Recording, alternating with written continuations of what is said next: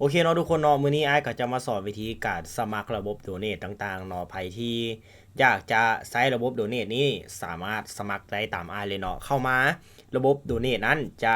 มีชื่อว่า Lao Stream Donate เนาะให้ทุกคนมาที่สร้างบัญชีกดสร้างบัญชีปุ๊บเขาเจ้าจะให้ป้อนชื่อใส่เนาะ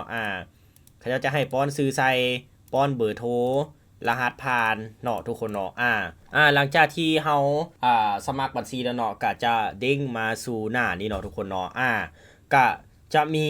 รายรับมื้อนี้เนาะมื้อนี้เฮาได้รายรับเท่าใดเนาะแล้วก็รายรับรวมเนาะจะมีรายรับรายมื้อแล้วก็รายรับรวมเนาะสามารถกดเบิ่งตารูปตาเบิ่งได้เนาะทุกคนเนาะ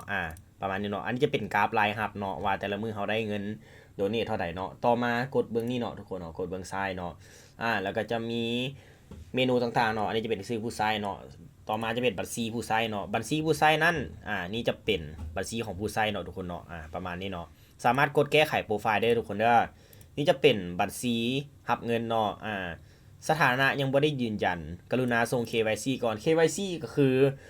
การยืนยันตัวตนของเฮาให้ฮู้ว่าเฮานั้นมีตัวตนแท้เนาะโดยทำการใส่ชื่อเนาะชื่อแนะนำจะเป็นชื่อที่มีพาสปอร์ตหรือว่าบัตรประจำตัวเนาะทุกคนเนาะใครที่จะสมัครเว็บตัวนี้เนาะต้องได้ใส่บัตรประจำตัวกับพาสปอร์ตเนาะใครที่ยังบ่มีแนะนำให้สมัครก่อนเนาะก็จะมีชื่อเนาะใส่ชื่อตามพาสปอร์ตเลยเด้อสมมุติไอ้เลือกเป็นพาสปอร์ตเนาะก็ใส่ชื่อตามพาสปอร์ตแล้วก็นามสกุลตามพาสปอร์ตแล้วก็เลขบัตรเนาะหรือว่าเลขพาสปอร์ตก็ได้เนาะอันนี้จะเป็นวันเดือนปีเกิดเนาะแล้วก็จะมีที่อยู่เนาะใส่ที่อยู่เลยที่อยู่ของทุกคนเลยเนาะต่อมาจะเป็นบัตรประจำตัวเนาะก็จะมีเลือกรูปเนาะถ่ายบัตรประจำตัวด้านหน้าเนาะใครที่มีพาสปอร์ตก็ถ่ายบัตรพาสปอร์ตด้านหน้าแล้วก็พาสปอร์ตด้านหลังแล้วก็เซลฟี่ถือบัตรเนาะแล้วก็ส่งคำขอ KYC เนาะถ้าเพิ่นยืนยันเนาะหลังจากนั้นเขาก็จะสามารถใช้ระบบโดเนทของเพิ่นได้แล้วเนาะ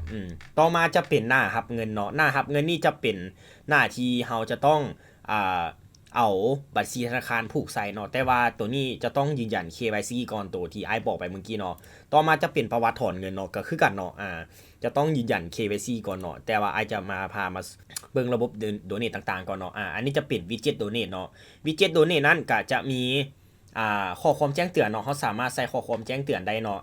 เขาสามารถใส่ข้อความแจ้งเตือนได้เด้ออันนี้จะเป็นเปิดใส่ระบบเสียงเนาะจะมีการเปิดใส่เสียงอ่านสื่อเสียงอ่านจำนวนเงินแล้วก็เสียงอ่านข้อความแม่แบบเนาะแล้วก็เสียงอ่านข้อความเนาะเนาะแล้วก็จะมีความไวของเสียงเนาะสามารถปรับไวปรับช้าได้เนาะต่อไปจะเป็นเสียงของระบบเนาะสามารถปรับใช้เลยบ่จะเป็นยิงทรายเนาะแต่ที่จริงถ้ามันบ่สำคัญหลายกับบ่ต้องจำเป็นปรับอย่างก็ได้อันนี้จะเป็นเสียงแจ้งเตือนโดเนทเนาะไผที่บ่มักเสียงแจ้งเตือนแบบนี้เนาะก็สามารถใส่เป็นเสียงอื่นก็ได้เนาะอย่างเช่นเสียงนี้เนาะเสียงนี้ปุ๊บกดอัปโหลดเสียงเนาะมันก็จะเปลี่ยนให้เฮาเนาะอันนี้จะเป็นหนังสือข้อความเนาะจะเป็นสีข้อความเนาะสามารถเปลี่ยนสีได้เนาะทุกคนเนาะมักสีใดก็ใส่ลดเนาะอันนี้ก็จะเป็นสีของยอดเงินเนาะเบื้องขวานี่จะเป็นลิงก์โดเนทเนาะอันนี้จะเป็นลิงก์ของที่เฮาใส่โดเนทเนาะเดี๋ยวคลิปหน้าอาจจะมาสอนใส่ลิงก์ตัวนี้เนาะทุกคนเนาะตัวเบื้องขวานี่เดี๋ยวคลิปหน้าอาจจะมาสอนเนาะและอันสุดท้ายนี่จะเป็นประวัติการโดเนทเนาะใครที่โดเนทมานะเราสามารถอ่านประวัติโดเนทได้เนาะนี่เห็นบ่เขาสามารถอ่านประวัติโดเนทได้เนาะทุกคนเนาะทั้งหมดก็มีเท่านี้เนาะใครที่